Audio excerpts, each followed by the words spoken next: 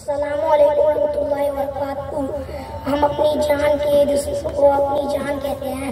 हम अपनी जान के दुश्मन को अपनी जान कहते हैं। मोहब्बत की इसी मिट्टी को हिंदुस्तान कहते हैं। Good morning everyone.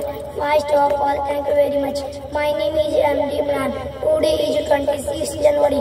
At first I wish you all a very happy Republic Day. This year we are celebrating our 23rd Republic Day. India became a republic on 26 January 1950. It is very important day in the story of India.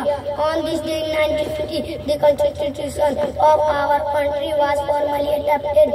Dr. Bhimrao Ambedkar, who is called the father of our Constitution, we should understand the importance of this great day. जय हिंद जय भारत। ना पूछे जमाने से कि क्या हमारी कहानी है, ना पूछे जमाने से कि क्या हमारी कहानी है। हमारा पहचान तो बस यही है, हम हिंदुस्तानी हैं। जय हिंद।